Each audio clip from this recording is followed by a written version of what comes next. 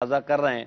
रोज़ाना सुबह फजर की नमाज के बाद निगरान शुरा के बयान के बाद ये सिलसिला आप मुलाज़ा करते हैं। सिलसिले में रोज़ाना एक मौजू पर गुफ्तगू की जाती है। आपकी कॉल्स को भी शामिल सिलसिला किया जाता है। अगर आप कॉल्स करना चाहते हैं तो नंबर आपको स्क्रीन पर दिखाए जा रहे हैं, इन नंबर्स पर कॉल रिकॉर्ड करवाइए।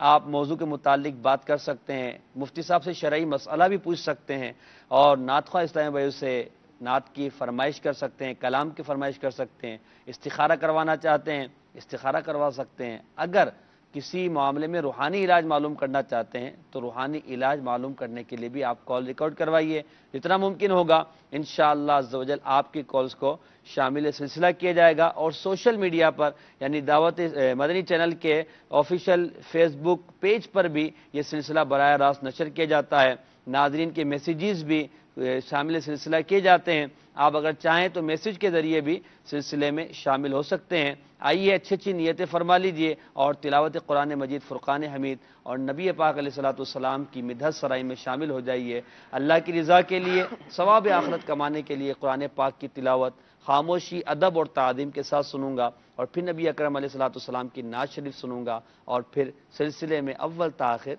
शामिल रहूंगा। आइए तिलावत कुरान मजीद, फ़ुरक़ान हमीद सुनते हैं। जी हुज़ूर।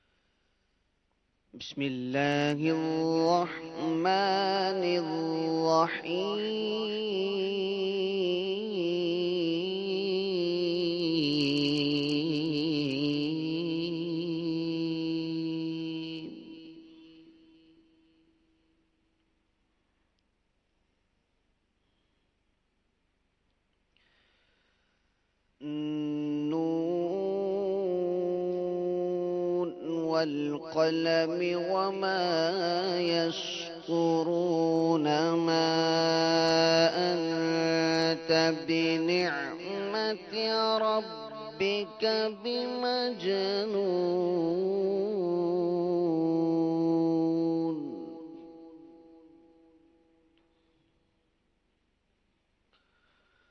وإن لك لأجرا غير ممنون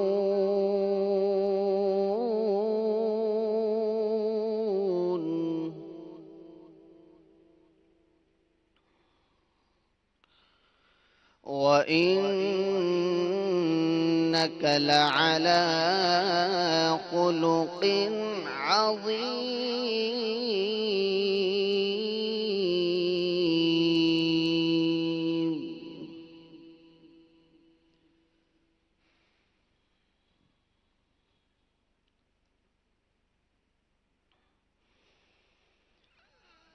نون والقلم وما يسطرون ما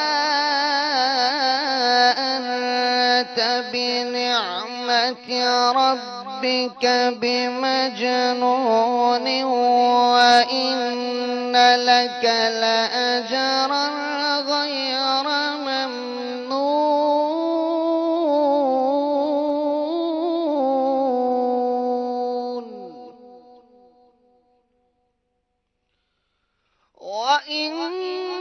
وإنك لعلى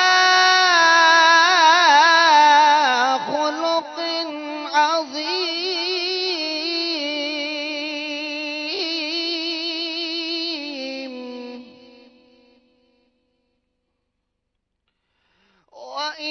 وإنك لعلى خلق عظيم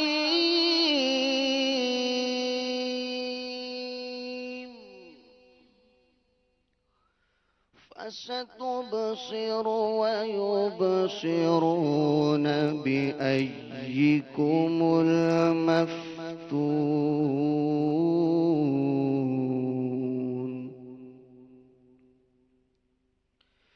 إن ربك هو أعلم بمن ضل عن سبيله وهو أعلم أعلم بالمهتدين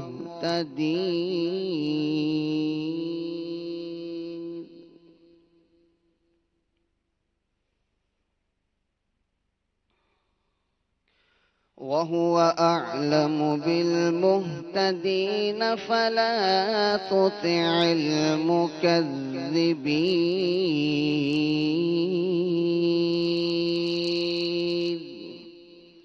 ودوا لو تدهن فيدهنون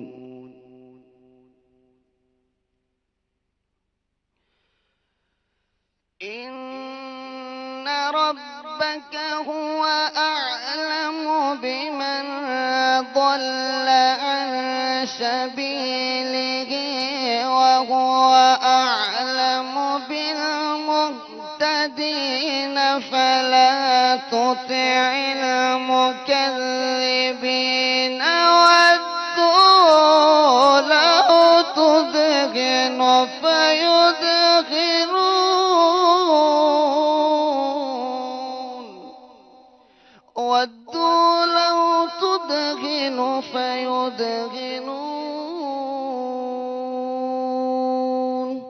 صدق الله العظيم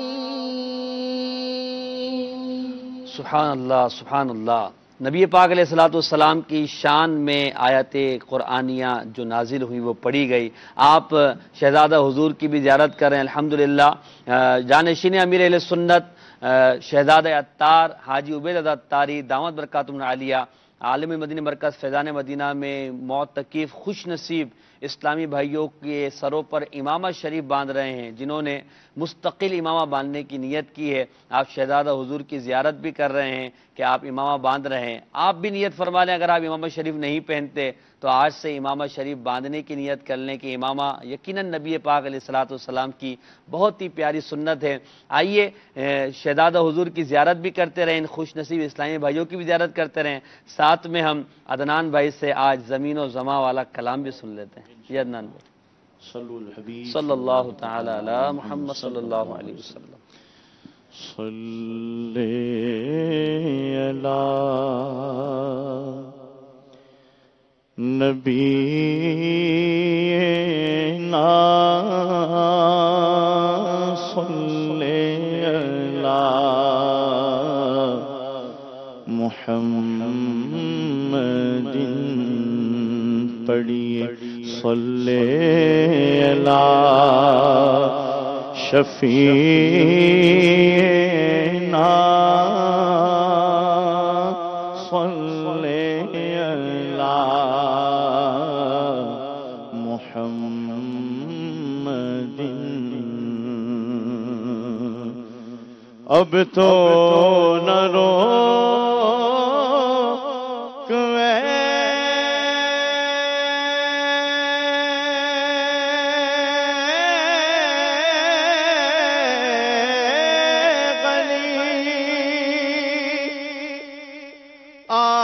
عادت سگ بگڑ گئی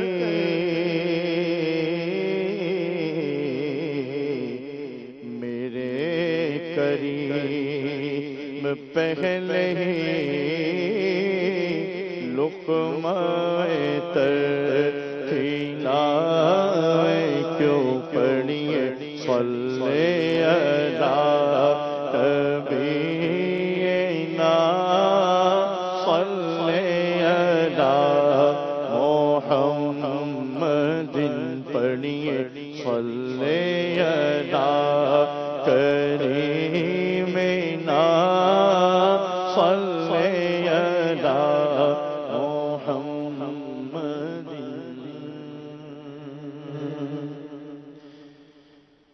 زمین و زمان تمہارے لیے مکین و مکان تمہارے لیے مکین و مکان تمہارے لیے چنین و چنا تمہارے لیے بنے دو جہاں تمہارے لیے، زمین و زمان تمہارے لیے، مکین و مکان تمہارے لیے، چنین و چنا تمہارے لیے، چنین و چنا تمہارے لیے، بنے دو جہاں تمہارے لیے، زمین و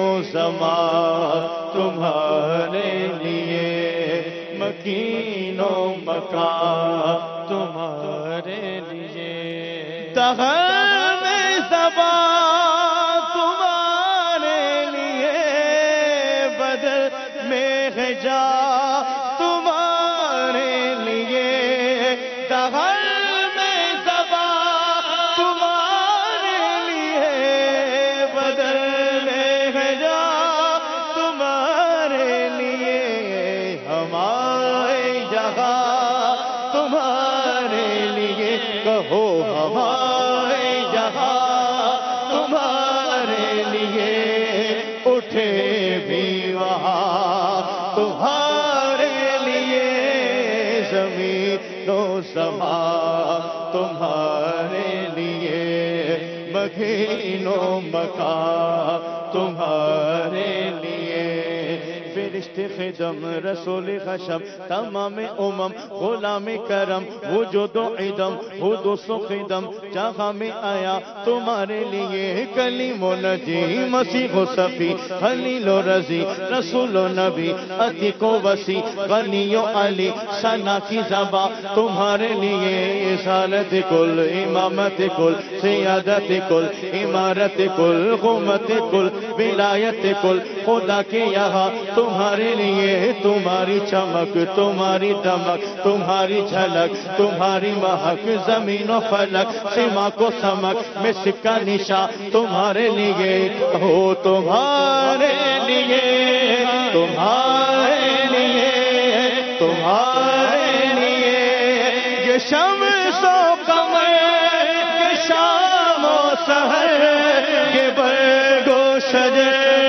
یہ باغ و ثمر، یہ شمس و قمر، یہ شام و سحر، یہ برگ و شجر، یہ باغ و ثمر، یہ تیغ و سپر، یہ تاج و کمر، یہ حکم روا تمہارے لیے، زمین و زمان تمہارے لیے، مکین و مکان تمہارے لیے، زمین و زمان تمہارے لیے، مکین و مکان تمہارے لیے، صحابہ کرم روانہ کیجئے کہ آب نعم زمانہ پیجئے، صحابہ کرم روانہ کیجئے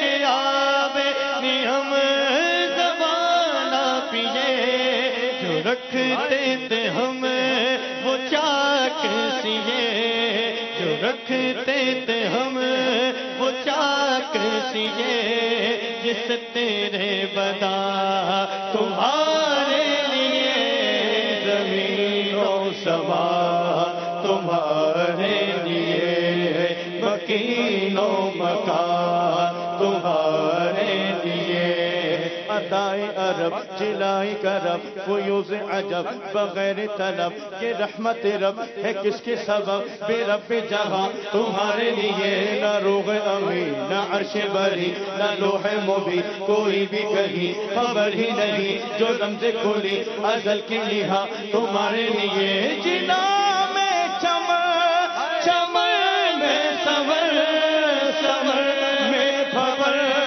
پھور میں دلہر، جنا میں چمر چمر میں سور سور میں پھور پھور میں دلہر، سزائے مہر پہ ایسے منر، سزائے مہر پہ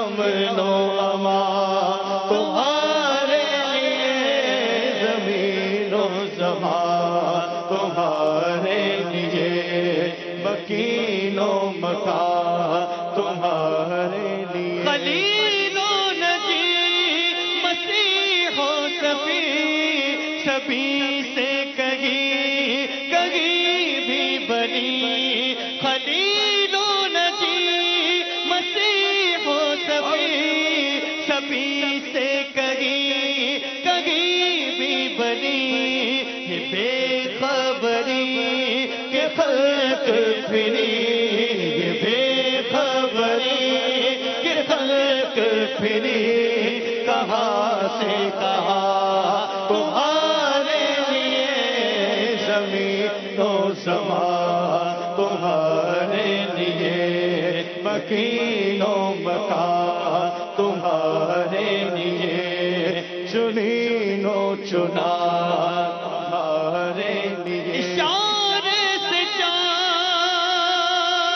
چیر دیا چھپے ہوئے خور کو پھیر لیا اشارے سے چاند چیر دیا چھپے ہوئے خور کو پھیر لیا گئے ہوئے دل کو اثر کیا گئے ہوئے دل کو اثر کیا کتاب و توا تمہارے لیے زمین و زمان تمہارے لیے مکین و مکان تمہارے لیے صبا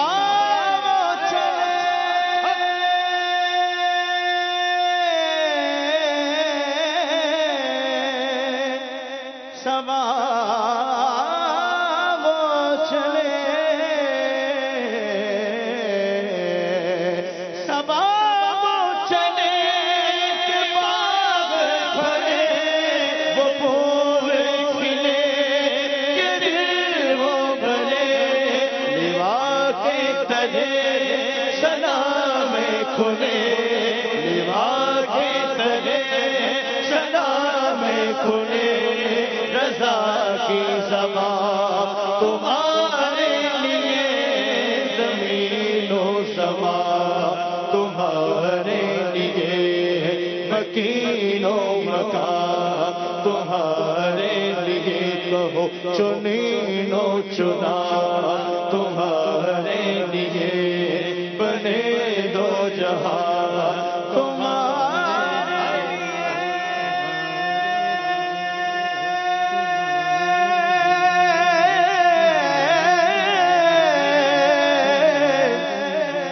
بنے دو جگہ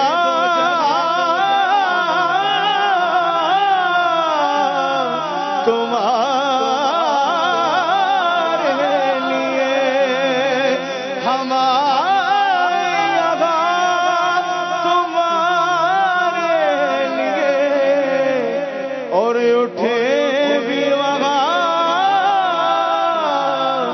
تمہارے لیے تمہارے واہ واہ سبحان اللہ سبحان اللہ. دل تو یہ چاہ رہا تھا کہ بس یہ کلام ہی سنتے جائیں, سلسلہ اسی پہ کر لیں. اتنا با کمال اعلیٰ حضرت کا ایک کلام ہے. اور اس میں ایک کمال اور ہے نا, ہائے ہائے. دیکھیں ایسا زبردست کلام ہے ہائے ہائے. کہ یہ جس کی سمجھ میں آئے تو سونے پہ سہاگا, لیکن یہ وہ کلام ہے سمجھ میں آیا نہیں آیا جھومنے کا دل چاہتا ہے. بے شک بے شک. علماء فرماتے ہیں کہ یہ کلام کے مقبول بارگاہ ہونے کی علامت ہوتی ہے. سبحان اللہ سبحان اللہ. کتنا پیارا کلام ہے. اللہ تعالیٰ اعلیٰ حضرت کے صدقے ہمیں سچا عاشق رسول بنائے. پیارے آقا علیہ الصلوۃ والسلام کی شان و عظمت بیان کرنا, اس میں ہمیں ہمیشہ رطب اللسان رکھے. آمین. اللہ تعالیٰ ہمیں حضور کی محبت میں زندہ رکھے, حضور صلی اللہ علیہ وسلم کی محبت میں ایمان و عافیت کے ساتھ مدینے میں شہادت کی موت عطا فرمائے. سلسلہ ہے صبح رمضان. صبح نبی پاک علیہ الصلوۃ والسلام کی شان میں یہ پیارا پیارا کلام سنا ہے, اور آج ہمارا موضوع بھی حضور کی شان ہے. جی ہاں, اور ہمارا موضوع ہے اخلاق مصطفیٰ. مصطفیٰ کریم صلی اللہ علیہ وسلم کے پیارے پیارے اخلاق کے بارے میں انشاءاللہ آج کلام ہوگا. آپ سلسلے میں شامل رہیے. نبی اکرم علیہ الصلوۃ والسلام کے میٹھے میٹھے انداز، پیارے آقا علیہ الصلوۃ والسلام کے اخلاق کے بارے میں گفتگو ہوگی. آپ کالز بھی کر سکتے ہیں، شامل سلسلہ ہو سکتے ہیں. انشاءاللہ آپ کی کالز کو ہم شامل سلسلہ کریں گے. نبی پاک علیہ الصلوۃ والسلام کا اخلاق یقیناً بہت بلند و بالا ہے. نبی اکرم علیہ الصلوۃ والسلام کی شان رفعت والی ہے، عظمت والی ہے. ہم آقا علیہ الصلوۃ والسلام کے اخلاق کو اور حضور کی رفعت و شان کو کیا بیان کریں گے؟ کفیل بھائی، آپ قرآن مجید فرقان حمید سے حضور کے اخلاق کو بیان فرما دیجیے. اللہ تبارک و تعالی نبی کریم صلی اللہ علیہ وسلم کے بارے میں ارشاد فرماتا ہے وَإِنَّكَ لَعَلَىٰ خُلُقٍ سبحان عَظِيمٍ، اللہ، کہ بے سبحان شک اللہ. آپ خلق عظیم پر قائم ہیں، عظیم اخلاق کی کیا بات صفت سے آپ متصف ہیں. ماشاءاللہ. اور نبی کریم صلی اللہ علیہ وسلم کے بارے میں جب صحابہ کرام علیہم رضوان نے سیدہ عائشہ صدیقہ رضی اللہ تعالی عنہا سے پوچھا کہ نبی کریم صلی اللہ علیہ وسلم کا خلق عظیم جو قرآن میں بیان کیا گیا ہے وہ کیا ہے، سبحان اللہ. تو آپ نے فرمایا کیا تم نے قرآن نہیں پڑھا؟ اللہ اللہ. پھر آپ نے فرمایا کہ فَإِنَّ خُلْقُ نَبِيِّ اللَّهِ صلی اللہ علیہ وسلم کان القرآن، اللہ اکبر. قرآن پورا حضور کا اخلاق ہی ہے. کیا بات ہے، کیا بات. قرآن میں جتنی اخلاقی صفات اور اخلاق کا درس دیا گیا ہے نبی کریم صلی اللہ علیہ وسلم میں، وہ تمام صفات اخلاق بدرجہ اتم پائی کیا جاتی بات تھی. ہے، کیا بات. نبی کریم صلی اللہ علیہ وسلم قرآن پاک میں ارشاد فرمایا خُذِ الْعَفْوَ وَأْمُرْ بِالْعُرْفِ وَأَعْرِضْ عَنِ الْجَاهِلِينَ، یہ ایک اخلاق ہے، جی اخلاق کی ایک قسم ہے. کہ فرمایا کہ یہ اخلاق حسنہ میں سے ہے کہ انسان کو فرمایا کہ معافی کو پکڑ لو، معاف کر دو، بھلائی کا حکم دو اور جاہلوں سے اعراض کر دو. جب یہ آیت مبارکہ نازل ہوئی تو نبی کریم صلی اللہ تعالی علیہ وآلہ وسلم نے حضرت جبرائیل سے پوچھا کہ اس میں کیا مطلب ہے، کیا معنی ہے، کس مقصد؟ تو حضرت جبرائیل نے عرض کی یا رسول اللہ صلی اللہ علیہ وسلم میں تو بیان نہیں کر سکتا، اللہ تبارک و تعالی سے پوچھ کر آتا. اللہ اللہ. چنانچہ حضرت جبرائیل بارگاہ خداوندی میں حاضر ہوئے اور پوچھا تو پھر واپس آ کے جواب دیا کہ اللہ تبارک و تعالی ارشاد فرماتا ہے یا محمد ان اللہ تعالی یأمرک ان تعفو عمن ظلمک، اللہ. کہ محمد آپ اسے معاف کریں جو آپ پر ظلم کرے. سبحان اللہ. اور سبحان اللہ. فرمایا وتعطی من حرمک، جو آپ کو محروم کرے آپ اسے عطا کریں. کیا بات. اور فرمایا وتصل من قطعک، جو آپ سے قطع تعلقی کرے آپ اس سے صلہ رحمی سبحان کرے، اللہ، آپ سے سبحان صلہ اللہ. رحمی جوڑے. تو نبی کریم صلی اللہ علیہ وسلم کو اس آیت مبارکہ کے ذریعے دیکھیں اللہ تبارک و تعالی نے اخلاق کے بارے میں بیان فرمایا. تو نبی کریم صلی اللہ علیہ وسلم کے اخلاق، چونکہ تمام انبیاء کرام علیہم السلام ہی تمام انسانوں کے اندر عظیم ترین اخلاق پر قائم ہوتے ہیں، کیونکہ اللہ تبارک و تعالی کی افضل ترین مخلوق میں سے ہیں. اور نبی کریم صلی اللہ علیہ وسلم میں تمام انبیاء کرام میں جو اخلاق تھے وہ سب آپ کی مبارک ذات کے اندر بدرجہ اتم پائے جاتے تھے. حضرت ابراہیم علیہ السلام کے وعدہ کے مطابق حضرت ابراہیم اسماعیل علیہ السلام صادق الوعد قرآن میں فرمایا کہ وعدے کے پکے اور سچے تھے.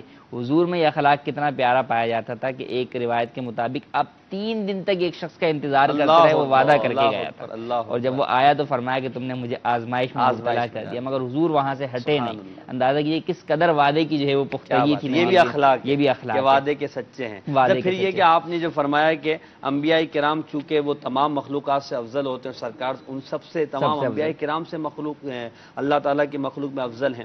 تو جو ماڈل بنایا جاتا ہے ماڈل کو سب سے زیادہ خوبصورت بناتا ہے. آدمی کہتا ہے کہ اس ماڈل کو دیکھ کر بندہ جو اس کی طرف مائل ہو. تو انبیاء کرام علیہم الصلوۃ والسلام لوگوں کی ہدایت کے لیے بھیجے گئے، تو جس کو ہدایت دینے والا بنایا گیا یقیناً وہ اخلاق میں سب سے اعلیٰ ہوگا. دیکھیں اللہ تبارک و تعالی نے نبی کریم صلی اللہ علیہ وسلم کو سب سے افضل بنایا، اس کے باوجود اللہ نے نبی کریم صلی اللہ علیہ وسلم کو کیا ارشاد فرمایا فَبِهُدَاهُ مُقْتَدِي، ہائے ہائے ہائے دیگر انبیاء کرام علیہم السلام کی پیروی کی. اللہ اکبر. اللہ حضور کو اخلاق کے اندر یہ درس ہے اللہ تبارک و تعالی کی جانب سے فرمایا جا رہا ہے کہ ان کی اخلاق کی پیروی کیجیے. تو جو نبی کریم صلی اللہ علیہ وسلم کی خود سیرت ہے کہ فرمایا لقد کان لکم فی رسول اللہ اسوۃ حسنہ، حضور کی سیرت کے اندر جو ہے تمہارے لیے اسوہ حسنہ ہے، نمونہ ہمارے لیے بنا ہے کہ ہمیں نبی کریم صلی اللہ علیہ وسلم کو ہر چیز میں فالو کرنا ہے.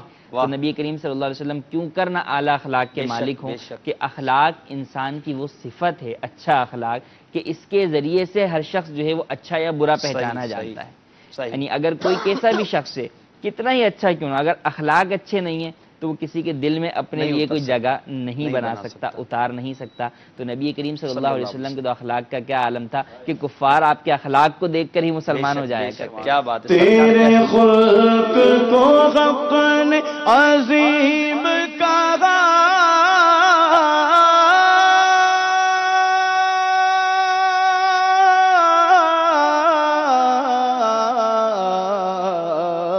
تیرے خلق کو حق نے جمیل کیا، تیرے خلق کو حق نے جمیل کیا، وہی تجھ جیسا ہوا ہے نہ ہوگا شہا، وہی تجھ جیسا ہوا ہے نہ ہوگا شہا، تیرے خالق حسن و ادا کی قسم۔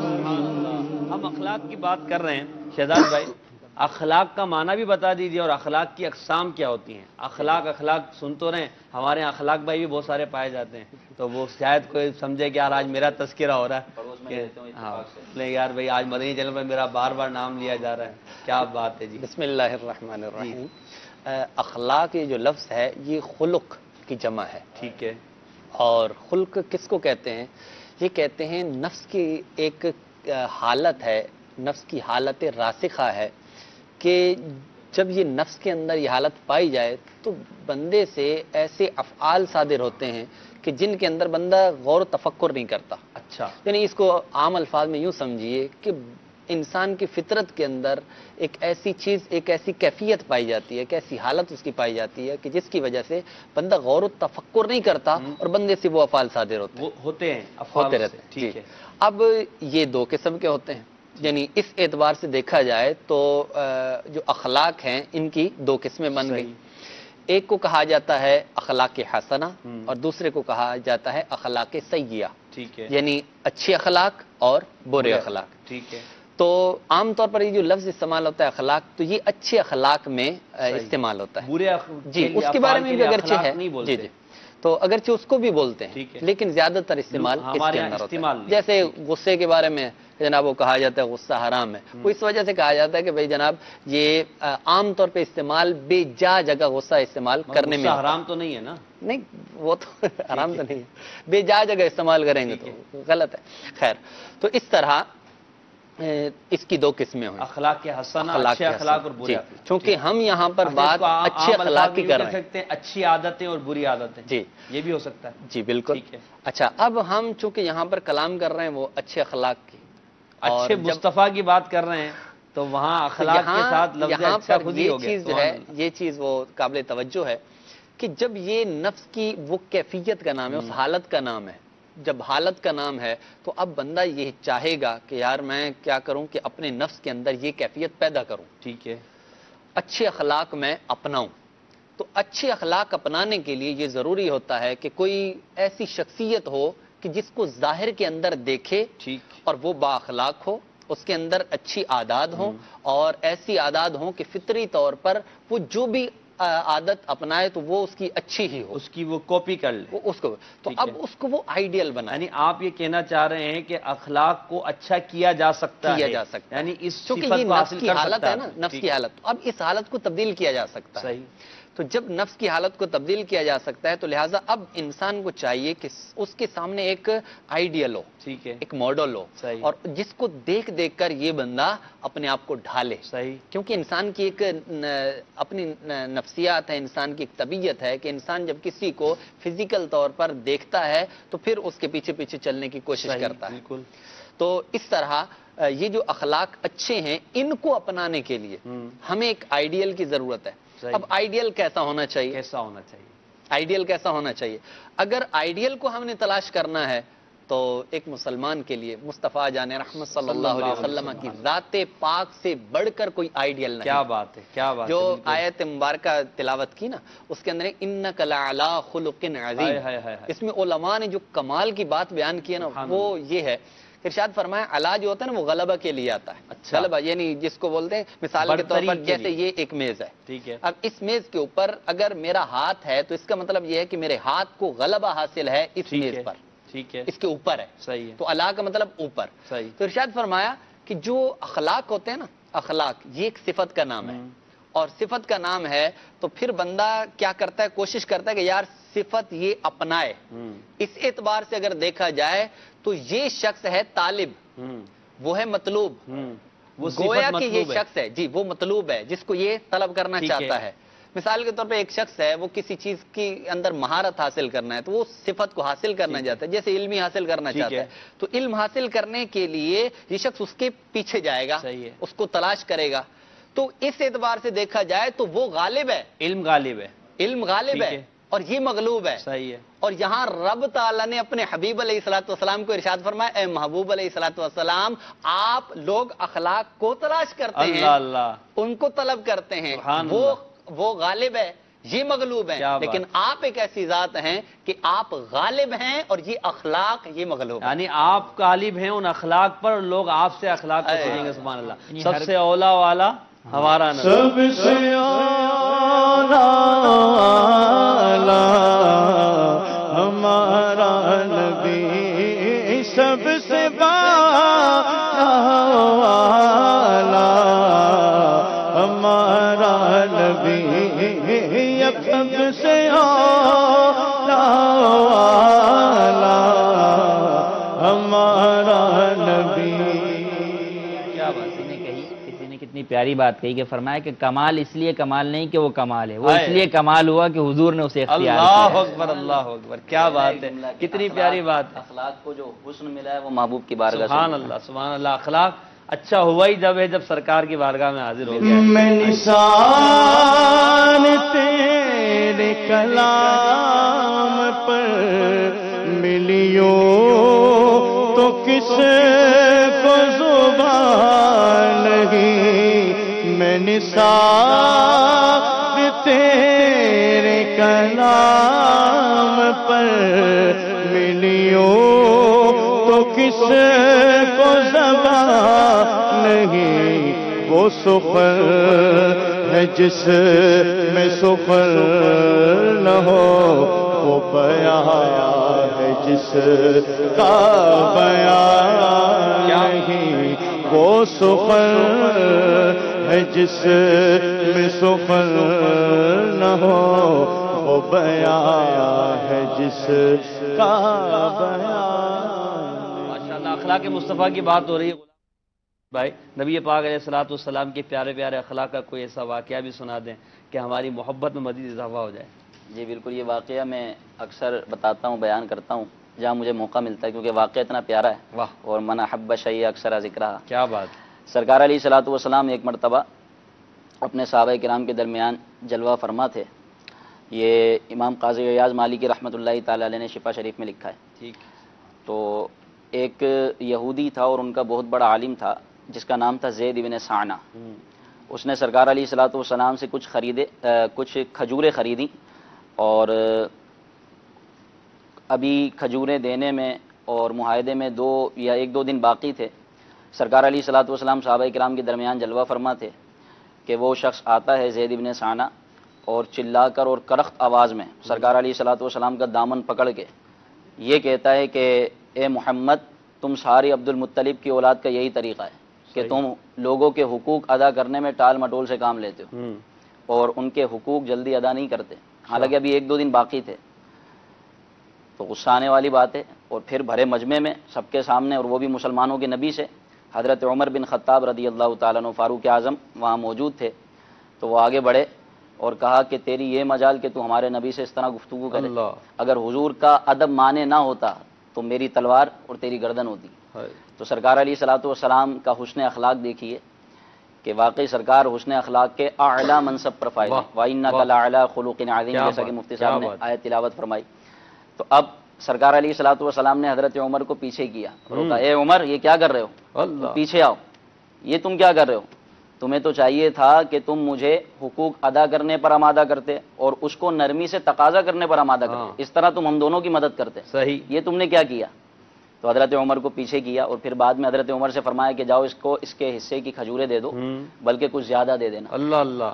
تو حضرت عمر اس کو لے کر گئے، اس کو کھجوریں دینے لگے اور کچھ زیادہ دینے لگے۔ ٹھیک ہے، تو وہ زید ابن سعنہ کہنے لگے اے عمر مجھے زیادہ کھجوریں کیوں دے رہے ہو؟ تو آپ نے فرمایا کہ میں نے چونکہ تجھے ڈرایا دھمکایا جس سے تو خوف زدہ ہو گیا، تو سرکار علیہ الصلوۃ والسلام نے تیری دلجوئی اور دلداری کے لیے مجھے حکم دیا کہ زیادہ کھجوریں دو۔ اب دیکھیں غیر مسلم ہے، اس کے ساتھ یہ انداز مصطفیٰ کا صلی اللہ تعالی علیہ وسلم، تو اب وہ اپنے آپ کو ظاہر کرنے لگا اور کہا کہ اے عمر تم جانتے ہو میں کون ہوں؟ حضرت عمر نے فرمایا کون؟ کہا کہ میں زید ابن ثانہ ہوں۔ حضرت عمر پہچان گئے کہ اچھا وہی جو یہودیوں کا بہت بڑا عالم ہے، تو رات میں تو سرکار علیہ الصلوۃ والسلام کی سارے اوصاف بیان فرمائے، تو تم نے حضور کی بارگاہ میں آ کر اس طرح کا رویہ کیوں اختیار کیا؟ تم تو سب جانتے ہو۔ کہا کہ اس وجہ سے کہ میں نے الحمدللہ سرکار علیہ الصلوۃ والسلام کے اندر جو اوصاف نبوت پائے جاتے تھے اور جو نشانیاں پائی جاتی تھیں وہ بدرجہ اتم ساری میں نے دیکھ لی اور حضور کی ذات میں موجود پائی۔ صرف دو نشانیاں ایسی تھیں جن کو چیک کرنا باقی تھا، جن کو دیکھنا باقی تھا، وہ یہ تھا کہ نبی آخر الزماں کی ایک نشانی یہ ہے ان کی نبوت پر کہ ان کا حلم ان کے جہل پر غالب ہو۔ اللہ اکبر۔ اور دوسری نشانی یہ ہے کہ ان کے ساتھ جتنا جہل کا برتاؤ کیا جائے گا ان کا حلم بڑھتا جائے گا۔ سبحان اللہ، ان کا حلم لوگوں کی جہالت پر غالب۔ اچھا معاذ اللہ، ان کا حلم لوگوں کی جہالت پر، لوگوں کی جہالت پر غالب، اور ان کے ساتھ اگر جہل کا برتاؤ کیا جائے گا تو ان کا حلم بڑھتا جائے گا۔ تو یہ دو نشانیاں میں نے چیک کرنی تھی اور یہ میں نے بدرجہ اتم جو ہے سرکار علیہ الصلوۃ والسلام کی ذات میں موجود پائی ہیں۔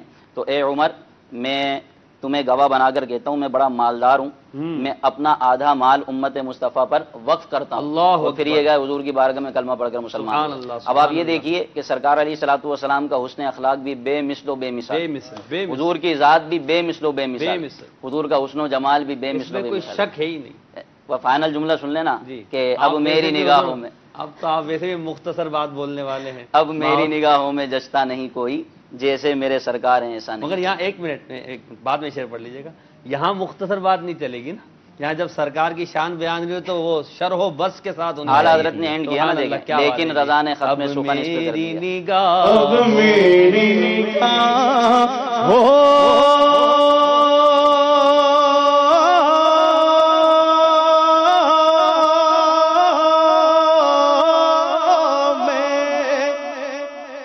جچتا نہیں کوئی، اب میری نگاہوں میں جچتا نہیں کوئی، جیسے میرے سرکار ہے ایسا نہیں کوئی، نہیں کوئی جیسے میرے سرکار ہے ایسا نہیں کوئی۔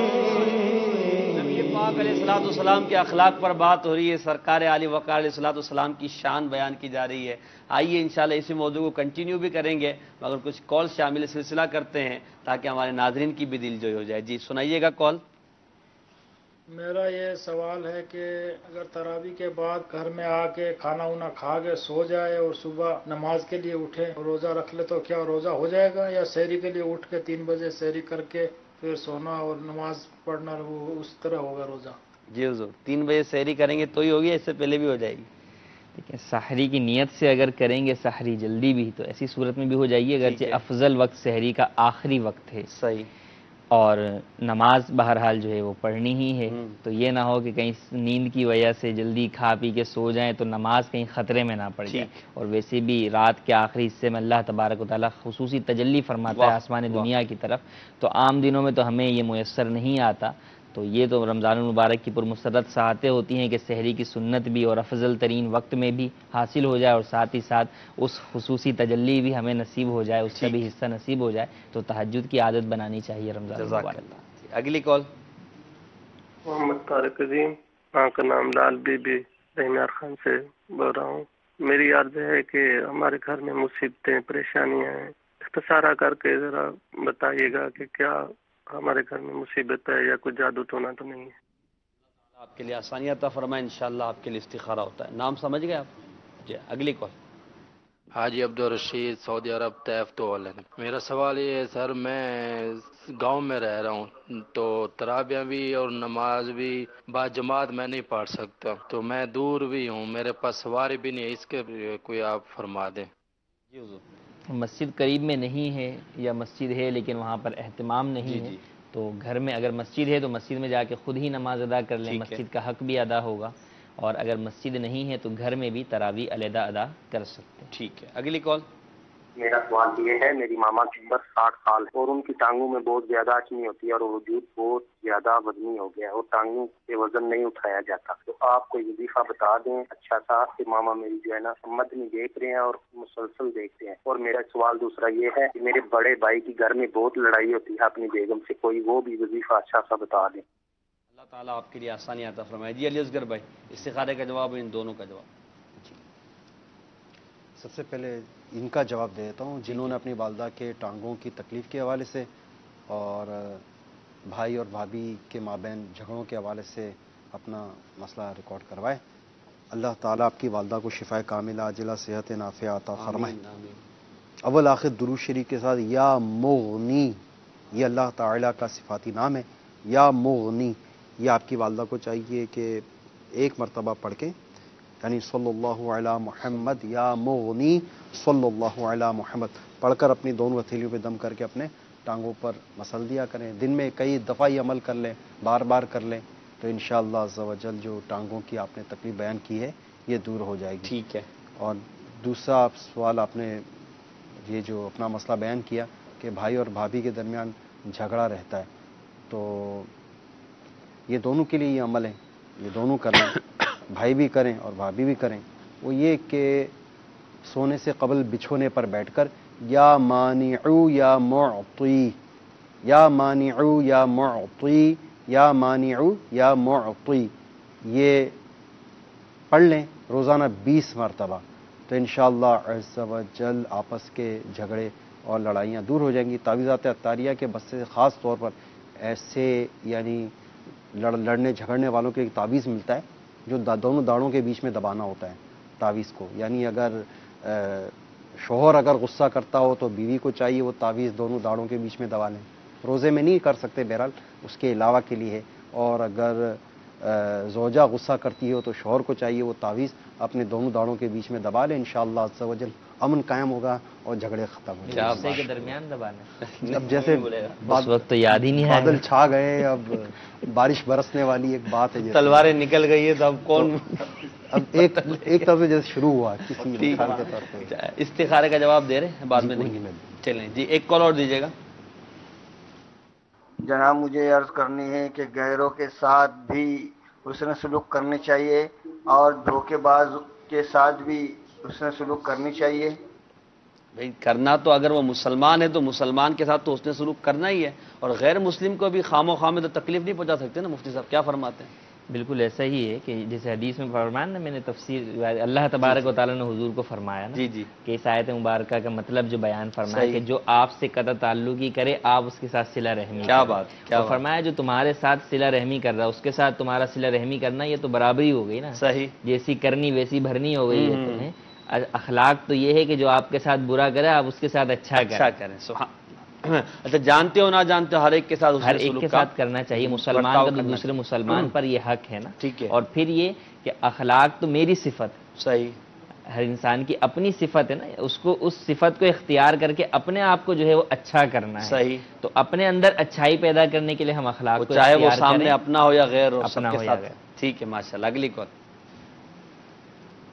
میرا نام شاہد ہے اور میں اسلام آباد سے بات کر رہا ہوں۔ مجھے معلوم یہ کرنا ہے کہ یہ طاق راتیں جو ہیں اسی رمضان کی، ان میں کیا کیا عبادات کرنی چاہیے بہترین مقبولیت کے لیے، مغفرت کے لیے؟ والدین کی طرف سے قرآن مجید پڑھا ہے، وہ بھی حیات ہے ماشاءاللہ، تو یہ میرے والدین کی طرف سے قبول ہوگا، ثواب ملے گا ان کو؟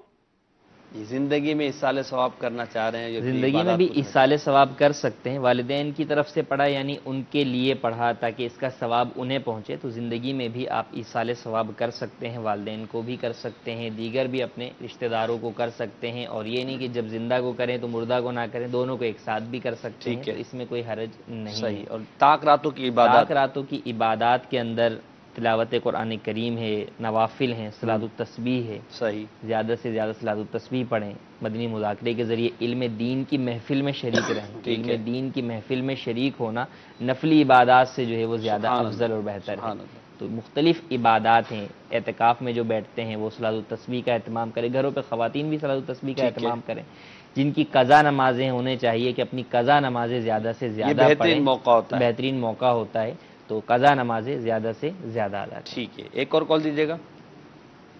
میں مکہ سے بول رہا ہوں آسن اطاری جی۔ میں مفتی صاحب سے سوال کرنا چاہتا ہوں کہ عمرہ کرنے کے لیے جب انسان جاتا ہے حرم پاک میں تو حرم کے 4 کونے ہیں، تو وہ عمرہ شروع حجر اسود والے کونے سے ہی کیوں کرتا ہے، اور وہ طواف کرنے کے لیے اس انسان کے الفاظ کیا ہونے چاہیے؟ دلچسپ معلومات یہ آپ سے آج کروانا چاہ رہے جی، فرمائیے۔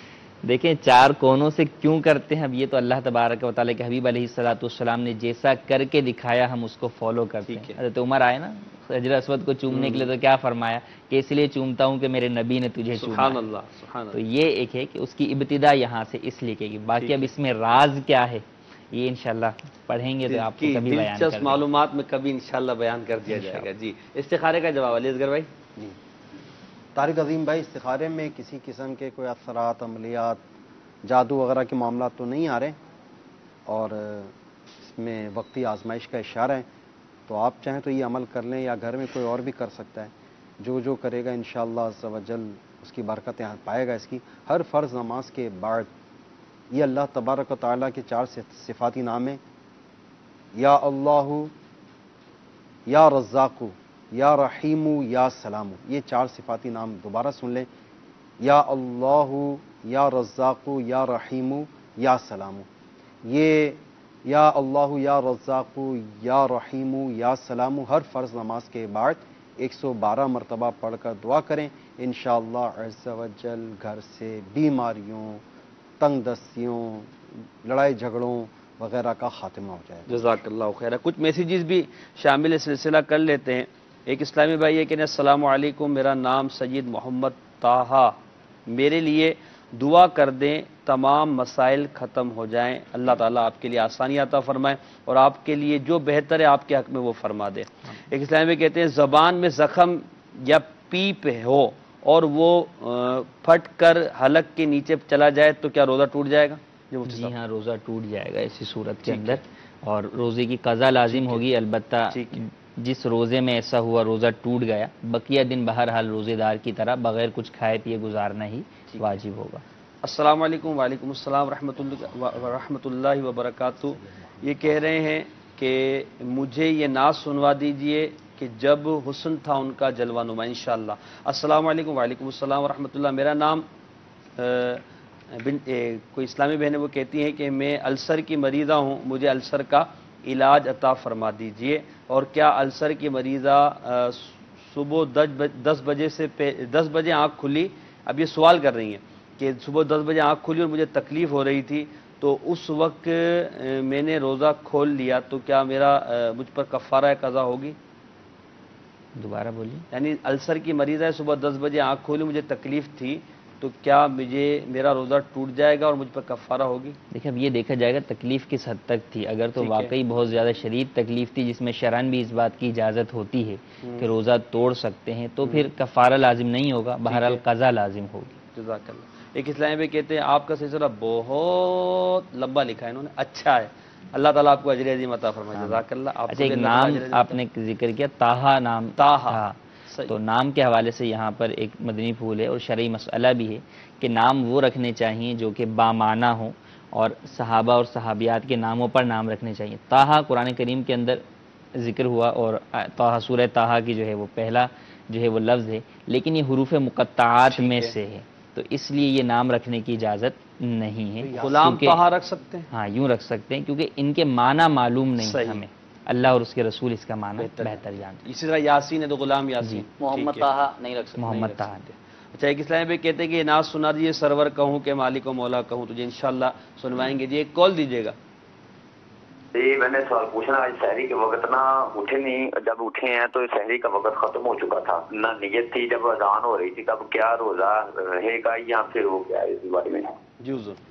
نیت کر لیں تو روزہ ہو جائے گا، ظہوہ کبریٰ سے پہلے فرض اور نفل روزے کی نیت کر سکتے ہیں، تو اگر کچھ کھایا پیا نہیں ہے تو نیت کر لیں، اور یہ نیت کرنا ضروری بھی، آپشنل نہیں ہے کہ کریں یا نہ کریں، سحری سنت ہے، لیکن اگر سحری نہ ہوئی تو بھی روزہ رکھ سکتے ہیں، اور رمضان کا روزہ رکھنا تو فرض ہے۔ اچھا، شروع رمضان میں چاند نظر آتے ہیں، نیت کر لی کہ میں انشاءاللہ پورے مہینے کے روزے رکھوں گا، تو اب ہر دفعہ نیت کرنا ضروری ہے؟ نہیں، ہر دفعہ نیت تو ضروری ہے۔ اب یہ نیت میں دیکھیں دو کانسیپٹ ہیں، ایک یہ کہ میں روزانہ یہ دعا پڑھوں نویت ان اصوم للہ یوما، اور ایک اصل یہ ہے کہ دل میں نیت۔ ٹھیک ہے۔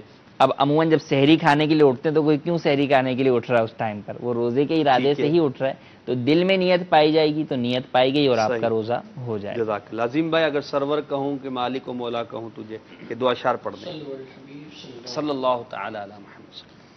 سرور کہوں کہ مالک و مولا کہوں تجھے،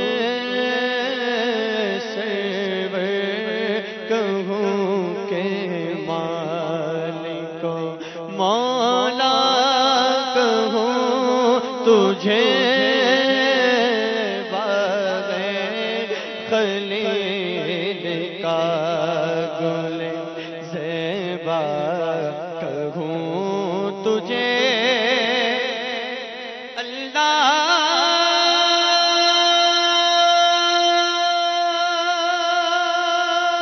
تیرے جسم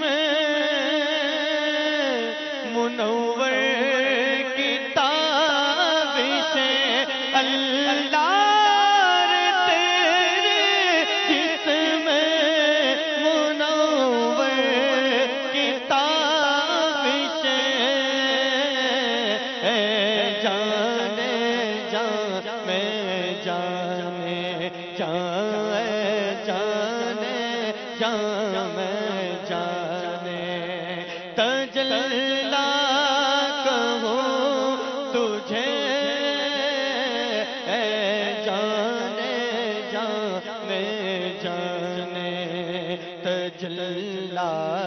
کہوں تجھے،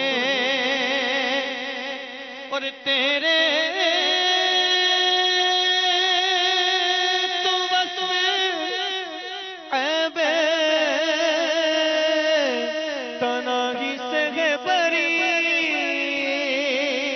تیرے تو بس عیب تنہی سے ہے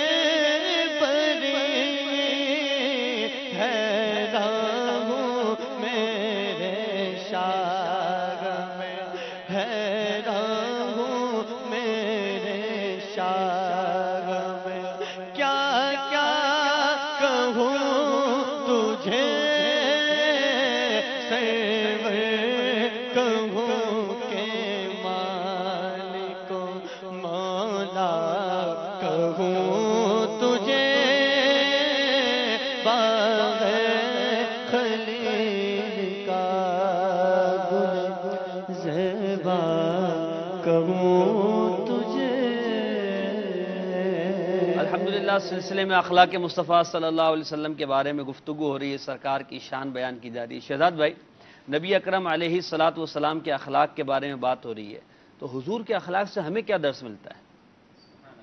یہی اصل مقصد ہے۔ جی جی جی، اگر دیکھا جائے یہ مقصد ہے، یہ بھی ایک مقصد ہے کہ نبی کریم علیہ السلام کی شان و عظمت بیان کی جائے، آپ کے صفات بیان کیے جائیں، کہ جس سے دل کے اندر محبت پیدا ہو۔ لیکن وہ محبت کا بھی جو اس کی انتہا ہے نا، وہ بھی یہیں پر آئے گی کہ ہم نے نبی کریم علیہ السلام کی جو عادات ہیں، ایسے حضور علیہ السلام کی صفات ہیں کہ جو ہمیں حکم ہے کہ ہم ان کو حاصل کریں اور ان پر عمل کریں، تو وہ ہمیں کرنے کی وہ جو ہے ہمیں کرنی چاہیے۔ صحیح۔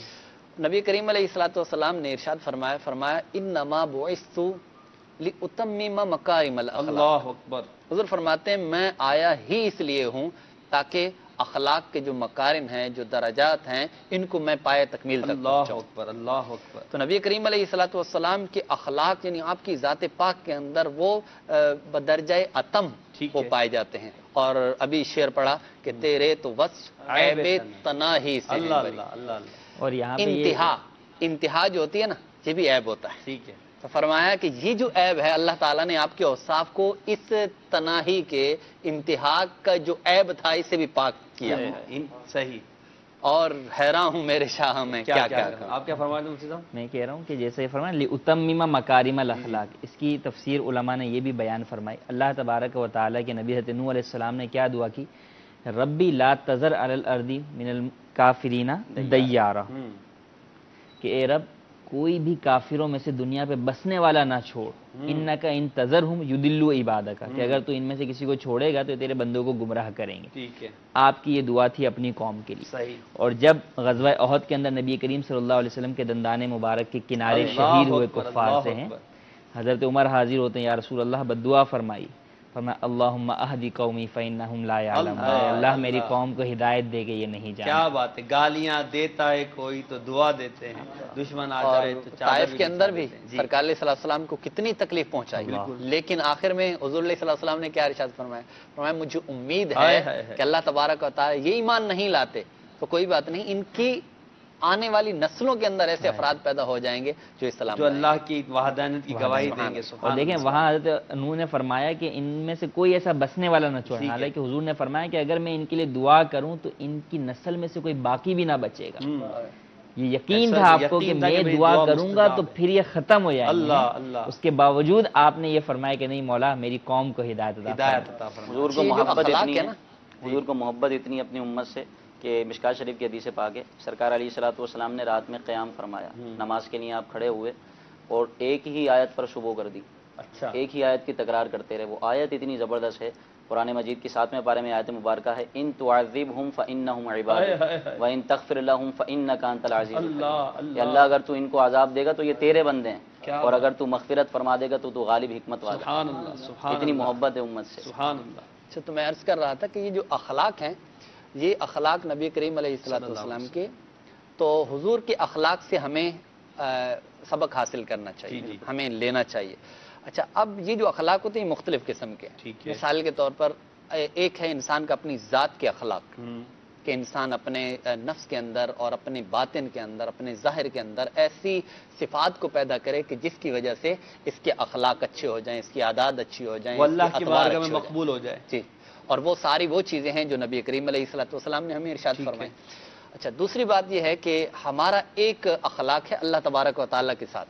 اچھا، اور وہ کیا ہے کہ اللہ تبارک و تعالیٰ کی اطاعت کرنا. سبحان اللہ. رب نے جو ارشاد فرمایا ہم نے ویسا کرنا. ٹھیک ہے. اسی طرح نبی کریم علیہ السلام کے ساتھ، اسی طرح لوگوں کے ساتھ، اسی طرح لوگوں کے اندر بھی مختلف، اپنے والدین کے ساتھ، رشتہ داروں کے ساتھ، غیر مسلم ہیں ان کے ساتھ، مسلمان ہیں ان کے ساتھ، قریبی رشتہ دار ہیں ان کے ساتھ، پڑوسی ہیں ان کے ساتھ. تو یہ مختلف قسم کے اخلاق ہیں. ٹھیک ہے. اور ہر اتنا یعنی وسیع دائرہ ہے کہ اس کو اگر سمیٹا جائے تو یوں کہا جائے کہ نبی کریم علیہ السلام کی جو تعلیمات ہیں، حضور علیہ السلام کی جو فرامین ہیں کہ جناب یہ کرو یہ کرو یہ کرو، یہ سارے کے سارے اخلاق ہیں. اگر ہم نبی کریم علیہ السلام اگر ہم اسے یوں کہہ دیں کہ نبی اکرم علیہ السلام کے اخلاق حسنہ سے ہمیں یہ درس ملتا ہے کہ ہم حضور کی سیرت پر عمل کرنے والے بن جائیں. ایک حدیث پاک ہے، کمال کی حدیث پاک ہے، اس سے یعنی یوں سمجھے کہ سب کچھ سمیٹ جاتا ہے.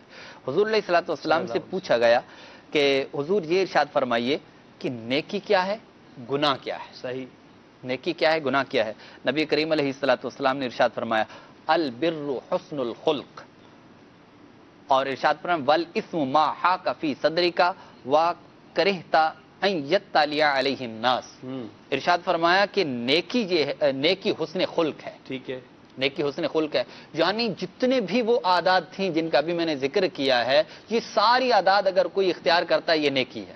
اور پھر ارشاد فرمایا گناہ وہ ہے جو تیرے سینے میں وہ کھٹکے، اور فرمایا کہ تو اس بات سے کو ناپسند کرے کہ لوگ اس پر مطلع ہوں. ٹھیک ہے. ان پر اطلاع پا جائے. صحیح. تو اس کا مطلب یہ ہو کہ جو نیکی ہے نا، یہ نیکی، یہ حسن خلق سرکار نے فرمایا. اب دوسرے الفاظ میں یہ کہا جا سکتا ہے کہ جو بھی نیکی کا کام ہے وہ حسن اخلاق ہے. تو حسن اخلاق جو ہے وہ نیکی کی طرف لے جاتا ہے، یعنی گناہوں سے بچے. دیکھیں حسن اخلاق والا کو اس میں شرم و حیا ہوگی. جب لوگوں سے شرم و حیا ہوگی تو رب سے اس کو کتنی شرم و حیا ہوگی. رب کی نافرمانی وہ کرے گا ہی نہیں، بات ہی ختم ہو گئی. ایک آدمی کے جو برا لگتا ہے اس سے بچتا ہے تو رب کو جو چیز بری لگتی ہے، حسن خلق کو ناراض کرنے والی، ہر نیکی کا جو ہے وہ خلاصہ بنے. جب حسن اخلاق آ جائے گا تو تو وہ نہ کوئی رب کی نافرمانی کرے گا، رب اسے وہاں نہیں دیکھے گا جہاں اس کی نافرمانی والے کام ہوتے ہیں، اور ہر اس جگہ جو ہے وہ بندہ موجود ہوگا جہاں پر رب کی رضا والے کام پائے جاتے ہیں۔ کیا بات ہے، اخلاق مصطفیٰ صلی اللہ علیہ وسلم کے حوالے سے بات ہو رہی ہے، اس پر یقیناً کثیر احادیث ہیں، ان کو اگر ہم ایک سلسلے میں بیان کرنا بھی چاہیں تو نہیں کر سکتے، کچھ احادیث اگر آپ بیان کرتے ہیں۔ سیدہ عائشہ صدیقہ رضی اللہ تعالیٰ عنہا سے پوچھا کہ حضور کا اخلاق کیا تھا، جیسا کہ مفتی صاحب نے بیان فرمایا، تو آپ نے پوری ایک تصویر کھینچی اور 2 جملوں میں یہ ارشاد فرمایا، کانا خلقہ القرآن، صحیح، کہ سرکار علیہ الصلوۃ والسلام کا جو مسکراہٹ آ گیا آپ کو، کیوں؟ قرآن مجید پر عمل تھا۔ تو سرکار علیہ الصلوۃ والسلام نے پھر جواب تو دے دیں، مسکراہٹ کیوں آ گئی؟ یہ بھی 2 جملوں میں، اور وہ ایک کیا نام ہے اجمالی بات، تو ہم تو تفصیل درکار ہے آپ کو، بالکل تو میں تفصیل بیان کرتا ہوں انشاءاللہ۔ تو تفصیل، اب یہی احادیث سرکار علیہ الصلوۃ والسلام نے اپنی امت کو، جیسا کہ مفتی صاحب نے فرمایا نا کہ اللہ تبارک و تعالیٰ نے حکم دیا کہ جو ظلم کرے اسے آپ معاف کریں، سرکار علیہ الصلوۃ والسلام نے یہی بات امت کو تعلیم فرمائی اور فرمایا کہ اگر تمہیں یہ پسند ہے کہ اللہ تعالیٰ تمہارے نام کا جنت میں ایک محل تعمیر فرما دے تو جو تم پر ظلم کرے اسے معاف کرو، جو تمہیں محروم کرے اسے عطا کرو، جو تم سے کاٹے اسے جوڑو۔ کیا بات ہے۔ اب آپ دیکھیے یہ حدیث پاک ہے کہ یعنی یہ اگر ہم سنیں تو مزہ بھی آئے گا، لیکن آپ سوچنے پر مجبور ہو جائیں گے۔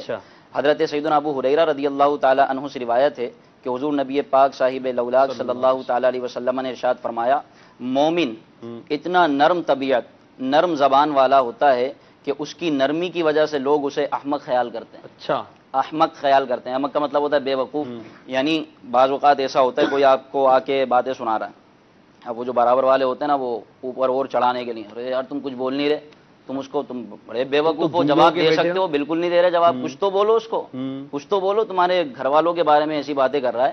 لیکن یہاں فرمایا کہ مومن اتنا نرم طبیعت والا ہوتا ہے کہ لوگ اس کو احمق خیال کرتے ہیں، اس کے اندر نرمی ہوتی ہے، اور جس کے اندر نرمی ہو، جس شے میں، جس چیز میں نرمی ہوتی ہے وہ اس کو زینت بخشتی ہے، اور جس چیز میں نرمی نہیں ہوتی تو وہ اس کو عیبدار بنا دیتا ہے۔ اور نبی پاک علیہ السلام سب سے زیادہ نرم مزاج تھے۔ اچھا، نرمی کے بھی کچھ تقاضے ہوتے ہیں نا، نرمی کرنے کی جگہ پر ہی نرمی کی جائے گی۔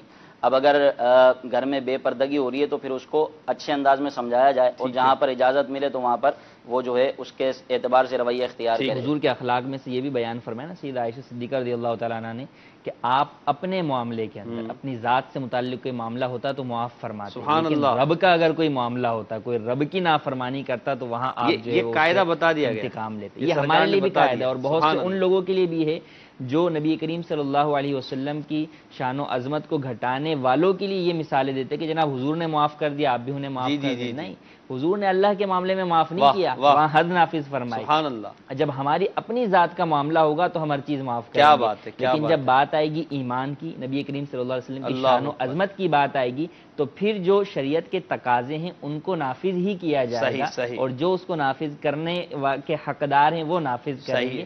اب معافی کوئی نہیں دے سکتا، اب معافی نہیں، حاکم کو اس بات یہاں نہیں کہا جا سکتا کہ آپ اخلاق کی بات کرتے ہو، اخلاق مصطفیٰ کی باتیں کرتے ہو تو معاف کر دو۔ دیکھیں حاکم کے گھر پہ کسی نے چوری کر لی تو حاکم اپنے چور کو تو معاف کر سکتا ہے، لیکن کسی دوسرے کے گھر پہ کی اور وہ حاکم کے پاس پکڑ کے بھائی یہ چور ہے، اب حاکم بولے یار معاف کر دیتا ہوں میں اسے، نرمی کرتا ہوں اس کے ساتھ، یہاں نرمی نہیں ہوگی، تو یہ حدود اللہ کا معاملہ ہے، اللہ کا معاملہ ہے، تو جہاں اللہ اور رسول کا معاملہ ہوگا وہاں وہی انداز اختیار کریں گے جو اللہ کے رسول نے اللہ کے معاملے میں اختیار فرمایا، اور جہاں ہماری اپنی ذات کا تقاضا ہوگا وہاں ہم حضور کے ان اخلاق پر عمل کر کے یہ سارے اخلاق ہیں۔ جی بالکل اخلاق ہے نا، یہ بتایا جا رہا ہے کہ نبی پاک علیہ الصلوۃ والسلام نے کس طرح کیا ہے، ہمیں اسی طرح کرنا ہے۔ چھوٹی چھوٹی چیزیں آپ دیکھیں حضور کی سیرت سے فرمایا ہے، انس فرماتے 10 سال حضور کی خدمت میں رہا، کبھی مجھے جھڑکا نہیں۔ جب بھی سنتے ہیں نا تو یہ سن کر بندہ سوچنے پر مجبور ہو جاتا ہے کہ اور کیا کمال تھا۔ اگر میں اپنے آپ کو چیک کروں کہ یار ہر کوئی سمجھے گا میرا تو بہت اچھا اخلاق ہے، اپنے گھر والوں کے ساتھ جس کا اخلاق بہتر ہوگا نا، حضور کا اخلاق سب سے زیادہ اپنے اہل و عیال کے ساتھ جو ہے وہ بہتر تھا،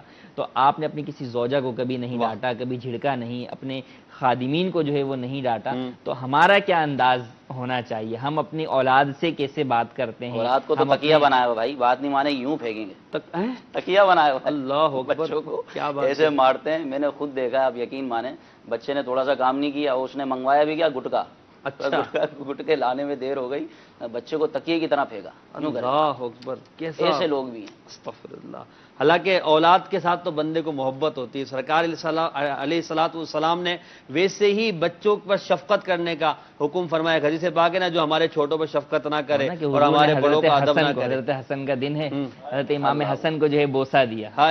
تو ایک صحابی ساتھ بیٹھے تو فرمایا رسول اللہ میری 10 اولادیں، کبھی کسی کو بوسہ نہ دیا. تو حضور نے فرمایا کہ جو اپنے چھوٹوں پہ جو ہے وہ شفقت نہیں کرتا، رحم نہیں کرتا، اللہ تبارک و تعالیٰ اس پر رحم نہیں فرماتا. تو پتہ چلا کہ ہمیں اولاد سے محبت کرنی چاہیے، اور ان کے ساتھ دیکھیں ہم باہر بہت اچھے اخلاق والے بنتے ہیں، لیکن وہی اخلاق ہمارے بہن بھائیوں کے ساتھ، زوجہ کے ساتھ اور بچوں کے ساتھ جو ہے تبدیل ہو جاتے ہیں. جیسے گھر میں داخل ہوتے تو سب سہم کے رہ جاتے ہیں. ایسا نہیں ہونا چاہیے. ہمیں اپنے بچوں کے ساتھ بھی کچھ ٹائم اسپینڈ کرنا چاہیے کہ وہ ہمارے آنے سے خوش ہوں، ان کے لیے خوشی ہو. ان کے لیے اس بات پر دیکھیں، انہیں اس بات پہ تو خوشی ہوتی ہے کہ ابو کا کوئی دوست آیا ہے تو خوشی ہو جائے گی کہ چلو یار کچھ نہیں کچھ تحفہ دے کے جائے گا. ابو کے دوست آئے تو کچھ اچھے انداز میں ملیں گے، ابو اس کی وجہ سے صحیح رہیں گے، اور ابو آئیں گے تو گھر میں پھر پریشانی ہو جائے گی. تو لہٰذا نبی پاک صلی اللہ علیہ وسلم کے اخلاق ہمیں یہ بتاتے ہیں کہ ہمیں چھوٹوں کے ساتھ بھی نرم ہونا ہے، بڑوں کے ساتھ با ادب ہونا ہے. اور سرکار علی وقار علیہ السلام کی زندگی ہمیں یہ بتاتی ہے اور ہمیں یہ اس بات کی طرف بلاتی ہے کہ سرکار کی اطاعت کریں، حضور کی اتباع کریں. انشاءاللہ عزوجل دنیا اور آخرت میں کامیاب ہو جائیں گے. کچھ کالز لے لیتے ہیں، اس کے بعد انشاءاللہ عزوجل مزید آگے بڑھتے ہیں. جی سنائیے گا.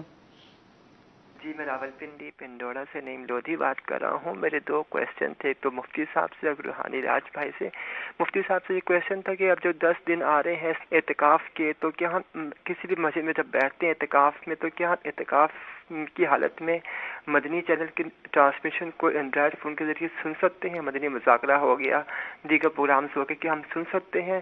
اور نمبر 2 روحانی راج کا یہ ہے کہ میرے ساتھ رمضان شریف میں اکثر کچھ نہ کچھ بیماریوں کا اٹیک ہو جاتا ہے، تو پلیز اس میں استخارہ کر دیجیے. میرا نام نعیم لودھی ہے اور والدہ کا نام زہرا خانم ہے. جزاک اللہ. روحانی راج بھائی آپ ذرا استخارہ. کس چیز کا اٹیک ہو جاتا ہے؟ بیماریوں کا اٹیک ہو جاتا ہے. اچھا یہ بھی اپنے نام میں گھومتے. حضور جواب بتا فرما. چینل دیکھنا مسجد میں تو منع ہے، تو مسجد میں ویڈیو چینل نہیں دیکھا جائے گا. ہاں اگر آڈیو سنتے ہیں اور الگ بیٹھ کر سنتے ہیں، دوسروں کی عبادات میں بھی حرج نہیں ہوتا، اور اپنی عبادات میں بھی حرج نہیں کہ جماعت وغیرہ میں سستی نہ ہو یا ادھر مصروف ہوں، کیونکہ ممکن ہے مختلف جماعتوں کی جگہ ہو، یہاں پر نماز کا وقت نہ ہو، یہاں مذاکرہ چل رہا ہو یا کوئی سلسلہ آ رہا ہو، مسجد میں آپ کے کوئی اور پروگرام ہو رہا ہو. تو بہرحال موقع محل کے اعتبار سے اپنے الگ وقت کے اندر کوئی کان پر جو ہے وہ آڈیو سن لیتا ہے تو اس میں حرج نہیں. مفتی صاحب دوسروں کو تشویش نہیں ہوگی، اب پتہ نہیں کیا سن رہا ہے بھائی کان میں لگا. ہاں یہ بھی واقعی ایک بات ہے کہ لوگ مسلمان کو تو بدگمانی سے لیکن محل تہمت پر کھڑا بھی نہیں ہونا چاہیے. اس اعتبار سے بھی دیکھ بھال کریں. صحیح. چلو یہاں کر لو موبائل، بلکہ اعتکاف میں موبائل لے کر. حقیقی بات تو یہ ہے کہ اعتکاف میں نہیں، بندہ رب کے جو ہے وہ در پہ حاضر ہوا ہے تو اب دنیا کے ساتھ حاضر ہو، ڈسکنیکٹ ہو جائے یہاں سے. اس لیے نماز میں فرمایا نا کہ فرمایا اس کا راز کیا ہے کہ اللہ اکبر کہتے ہوئے ہاتھ دکھاتے. فرماتے رب کی بارگاہ میں دکھا رہے ہوتے ہیں کہ مولا سب کچھ دنیا چھوڑ کر خالی ہاتھ سے پاس ہے. کیا بات ہے. یہ بھی آج دلچسپ معلومات. تکبیر تحریمہ کہتے اس لیے کہ ایسی تکبیر جو دیگر دنیا کے معاملات سے تعلقات سے وہ حرام کر دیتی، کاٹ دیتی ہے. جی حضور کیا فرماتے ہیں؟ نعیم لودھی بھائی کے ساتھ بیماری کا اشارہ آ رہا ہے اور رمضان میں ہی ہوتا ہے، تو اس کے حوالے سے اپنی غذاؤں پر اور اپنے اس پر غور کر سکتے ہیں کہ عموماً ان رمضان مبارک میں ان چیزوں کی طرف عام دنوں میں اتنے نہیں استعمال ہوتے جتنے رمضان مبارک کے اندر ٹھنڈے مشروبات اور یہ ڈیپ فرائی اشیاء وغیرہ کا استعمال ہو جاتا ہے، تو جس کا نتیجہ یہ ہو جاتا ہے کہ بخار، فلو، نزلہ، کھانسی، گلا خراب، تو پھر پیٹ خراب، تو طرح طرح کے معاملات ہو سکے. ایک اندیشہ ہے، مطلب یہ ایک جنرلی مطلب جو ہوتا ہے وہ میں جو بیماری کا جو ایک سبب بنتا ہے وہ عموماً یہی بنتا ہے. سارا دن بھوکا بھی تو رہنا پڑتا ہے نا حضور.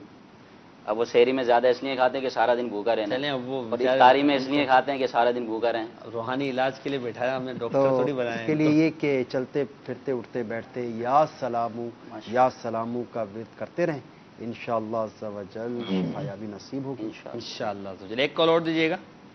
حضور عرض یہ ہے کہ راشن جو لوگوں کو رمضان شریف میں ملتا ہے تو بعض لوگوں کے پاس وہ راشن زیادہ جمع کر لیتے ہیں تو وہ بیچتے ہیں، ان کا بیچنا کیسا ہے اور خریدنے والے کو وہ صدقے کا مال خریدنا کیسا ہے؟ جواب دے کر ثواب کمائیے. دیکھیں اگر کوئی شخص مستحق کے زکوٰۃ ہے اور اس کو کوئی 2-4 افراد کی جانب سے جو ہے وہ اس کے بغیر مانگے آ جاتا ہے تو اس کے لیے تو جائز ہے وہ سارا مال ہی کہ مستحق کے زکوٰۃ ہے یا مستحق کے زکوٰۃ نہیں ہے اور وہ راشن زکوٰۃ والا بھی نہیں ہے، وہ زکوٰۃ بھی عام ویسے ہی جو ہے بغیر زکوٰۃ والے پیسوں کا نفلی صدقے کے طور پر ہے اور کوئی اس کو دے دیتا ہے، کسی ایک نے دے دیا دوسرے شخص نے بھی دے دیا، اس نے مانگا نہیں اپنے آپ کو محتاج ثابت کر کے، تو ایسی صورت میں تو اب اس کے پاس زیادہ ہو گیا تو وہ بیچ بھی سکتا ہے کیونکہ ملکیت تبدیل ہو گئی۔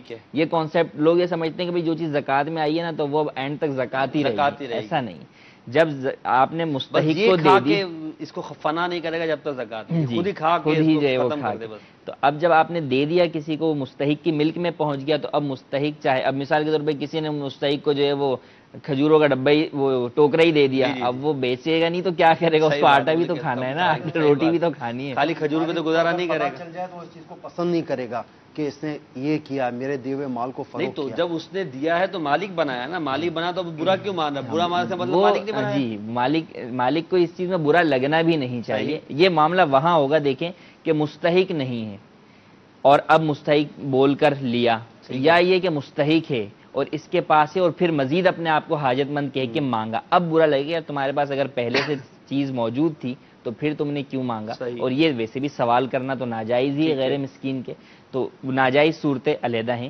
اور اب اگر اس طور پر لیا کسی سے مانگ کر لیا حالانکہ مستحق نہیں تھا تو اسی کو واپس کرے، یا مستحق کے زکوٰۃ نہیں تھا تو بھی اس کو واپس کرے، اب اس کا آگے بیچنا جائز نہیں۔ جیسے پیشہ ور فقیر ہوتے ہیں تو اب یہ لوگوں سے جو ہے وہ سوال کر کے مال جمع کرتے ہیں، اب یہ کسی کو بیچتے ہیں اور لوگوں کو پتہ ہے یہ پیشہ ور فقیر ہے، یہ مستحق ہے نہیں، لوگوں کا یوں صدقہ و خیرات میں لیا ہوا مال مجھے بیچنے کے لیے آیا تو اب اس سے خریدنا بھی جائز نہیں ہوگا۔ ایک آخری کال دے دیجیے گا جی۔ آصف بابی مدینہ کراچی سے، اللہ عز و جل آپ کے اس سلسلے کو بارگاہ میں قبول فرمائے اور اس عشرۂ مغفرت کے صدقے آپ کی میری آقا کی ساری امت کی بے حساب مغفرت فرمائے۔ السلام علیکم ورحمۃ اللہ وعلیکم السلام ورحمۃ اللہ۔ دعاؤں سے نوازنے کا بہت بہت شکریہ کہ آپ نے مغفرت کی دعا دی۔ اللہ تعالیٰ آپ کے حق میں، میرے حق میں، ہم سب کے حق میں، سارے مسلمانوں کے حق میں دعا قبول فرمائے۔ رمضان کو ہم پہنچ چکے ہیں، ہاں نصف رمضان ہو چکا، صحیح فرمایا، 15واں روزہ آج شروع ہو چکا ہے، 15 روزے مزید باقی ہے۔ اللہ تعالیٰ خیر و عافیت کے ساتھ رمضان مبارک کی برکتیں ہمارا ایک آخری موضوع ہے کیا کھویا کیا پایا، لیکن یہ سینٹر کے اندر بھی یہ سوچنے کی حاجت ہے کہ اگر کچھ نہ پا سکے تو ابھی بھی بقیہ دن باقی ہے جس میں پانے کے لیے کچھ کر سکتے ہیں۔ اللہ تعالیٰ ہمیں رمضان کی برکت عطا فرمائے۔ آخری میں جو ہمارے سلسلے کا موضوع ہے اخلاق مصطفیٰ، اس کو سمیٹتے ہوئے چند باتیں عرض کرتا ہوں، پھر اجازت چاہیں گے کہ دیکھیں نبی پاک علیہ الصلوۃ والسلام کے اخلاق کے بارے میں ہم پڑھتے بھی ہیں، سنتے بھی ہیں، بیانات بھی ہوتے ہیں، آج سلسلے میں بھی بات ہوئی ہے۔ دیکھیں اس میں ہمارے لیے کیا ہے، ہمارے لیے یہ ہے کہ ہم سرکار کے اخلاق کو اپنا لیں تو ہماری زندگی میں بہتری آئے۔ اگر ہم یہ چاہتے ہیں ہمارا معاشرہ بہتر ہو جائے، ہمارے گھر میں بہتریاں آئیں، ہمارے کاروباری جو ہمارے جاننے والے لوگ ہیں ان میں بہتریاں آ جائیں، تو اس کے لیے نبی پاک علیہ الصلوۃ والسلام کی زندگی کے جو اخلاق ہیں ہمیں ان کو اپنانا پڑے گا، سرکار کی سنتوں کو حضور علیہ الصلوۃ والسلام کی اتباع و اطاعت میں اپنی زندگی گزارنا پڑے گا، پھر دیکھیں گے انشاءاللہ عزوجل آپ کو برکتیں ملیں گی۔ اور یہ ہوگا کب؟ جب آپ اچھے ماحول سے وابستہ ہوں گے۔ الحمدللہ مدنی چینل یہ کوشش کر رہا ہے آپ دعوت اسلامی کے مدنی ماحول سے وابستہ ہو جائیں، مدنی قافلوں میں سفر کریں، ہفتہ وار اجتماعات میں آئیں، مدنی مذاکروں میں شرکت کریں، اور ممکن ہو تو آخری عشرے کا اعتکاف عالم مدینہ برکت فیضان مدینہ یا جہاں آپ رہتے ہیں اپنے قریبی اسلامی بھائیوں سے رابطہ کر کے جہاں دعوت اسلامی کے تحت تربیتی اعتکاف ہو رہے ہیں وہاں پر اعتکاف میں بیٹھ جائیں، انشاءاللہ عزوجل آپ کو بہت کچھ سیکھنے کو ملے گا، ظاہر و باطن کی اصلاح ہوگی، اور انشاءاللہ نبی پاک علیہ الصلوۃ والسلام کے اخلاق حسنہ سے حصہ ملے گا۔ اللہ تعالی ہمیں سرکار علی وقار علیہ الصلوۃ والسلام کے اخلاق کی برکت سے با اخلاق بنا دے اور ہمارے لیے دنیا اور آخرت میں بہتریاں بنا دے، آمین بجاہ النبی الامین صلی اللہ تعالی علیہ وسلم۔ صلو علی الحبیب صلی اللہ علی محمد۔